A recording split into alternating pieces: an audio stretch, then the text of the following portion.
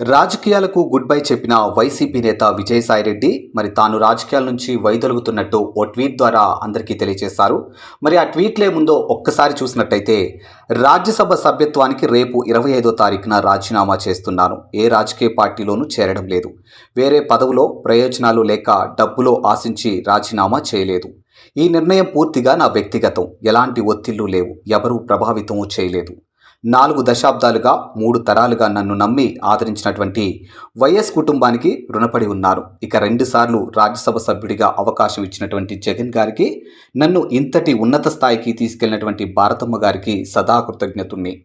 ఇక జగన్ గారికి మంచి జరగాలని కోరుకుంటున్నా. పార్లమెంటరీ పార్టీ నాయకుడిగా, రాజ్యసభలో ఫ్లోర్ లీడర్గా, పార్టీ జాతీయ ప్రధాన కార్యదర్శిగా పార్టీ మరియు రాష్ట్ర ప్రయోజనాల కోసం చిత్తశుద్ధితో శక్తి వంచన లేకుండా కృషి చేశా. కేంద్రానికి రాష్ట్రానికి మధ్య వారధిలా పనిచేశా. దాదాపు 9 సంవత్సరాలు ప్రోత్సహించి కొండంత బలాన్ని, మనోధైర్యాన్ని ఇచ్చి తెలుగు రాష్ట్రాల్లో నాకు గుర్తింపునిచ్చినటువంటి ప్రధాని మోడీ గారికి, హోంమంత్రి అమిత్ షా గారికి ప్రత్యేక ధన్యవాదాలు. టీడీపీతో రాజకీయంగా విభేదించిన చంద్రబాబు గారితో కుటుంబంతో వ్యక్తిగతంగా విభేదాలు లేవు. పవన్ కళ్యాణ్ గారితో చిరకాల స్నేహం ఉంది. నా భవిష్యత్తు వ్యవసాయం.